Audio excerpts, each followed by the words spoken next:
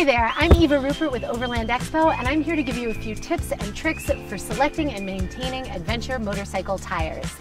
Adventure motorcycles present a special problem when it comes to selecting tires. They're big, heavy machines, and we demand that they be capable on-road as well as off-road. So an adventure motorcycle tire is very different than a street tire, and it's very different than a dirt bike tire, and it has to be the best of all worlds. So when it comes to selecting tires for our adventure motorcycles, unless we're spending all of our time on-road, we tend to avoid tires like this.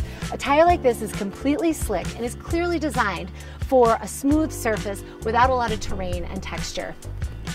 When we look at tires for adventure motorcycles, we run the gamut from really knobby, very off-road focused, to things that might have a tendency to benefit on-road and off-road travel equally. Selecting the tire based on your kind of riding is essential.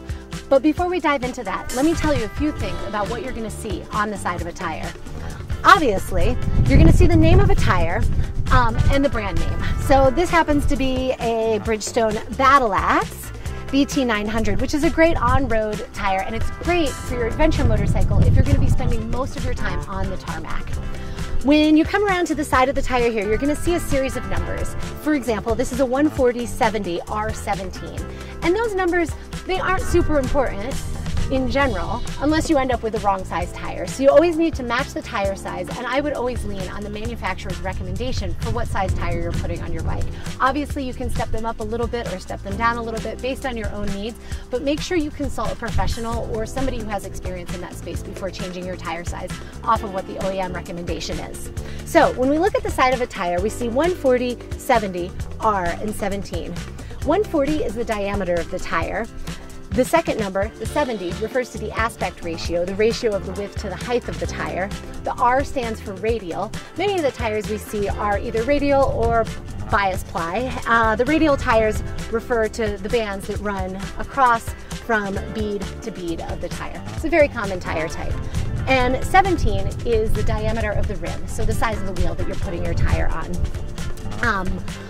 So if you're doing most of your adventure travel on tarmac, getting a street tire is great.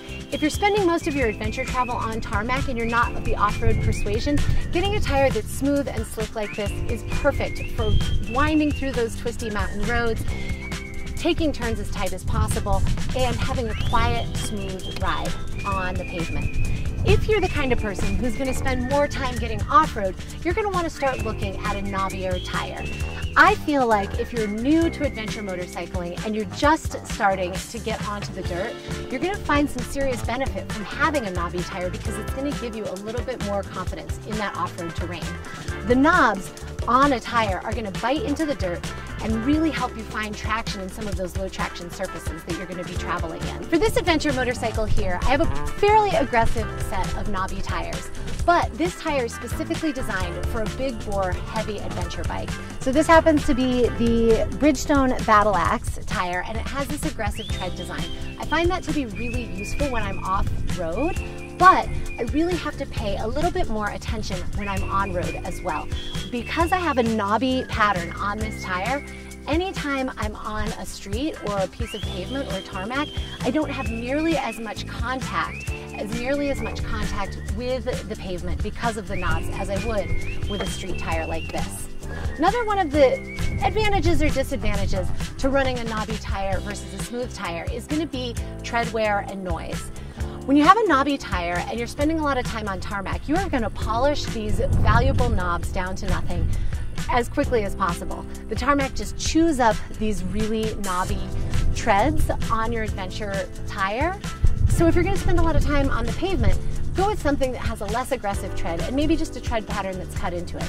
Start looking at like a 90/10 tire that's focused on 90% of your time on-road versus 10% of your time off-road. Once you've selected your adventure motorcycle tires, the next thing you want to keep in mind is having the tools that you need to maintain and monitor your tires so you can stay safe when you're out in the backcountry and on the road. Having a tire pressure gauge is really critical. This is what you're going to use to know that your tires are running at the right pressure.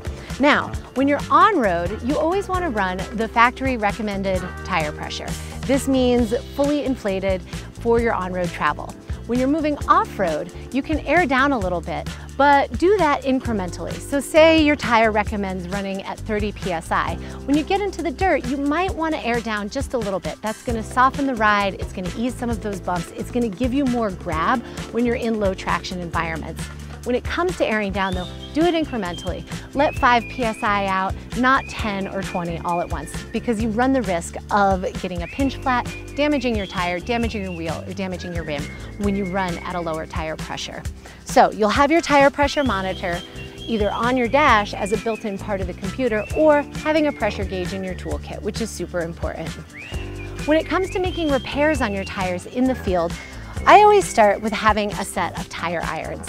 Whether you're running tube type or tubeless tires, it's really important to have 2 or 3 tire irons so you can remove the tires in the event that you need to get to the tube that's on the inside of the wheel, or if you have a tubeless tire, to remove that tire entirely if you have a very severe damage to that tire.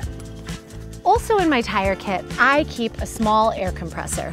So this one plugs directly into the battery, and it allows me to reinflate my tires. So for example, this Yamaha Tenere 700 has tube type tires.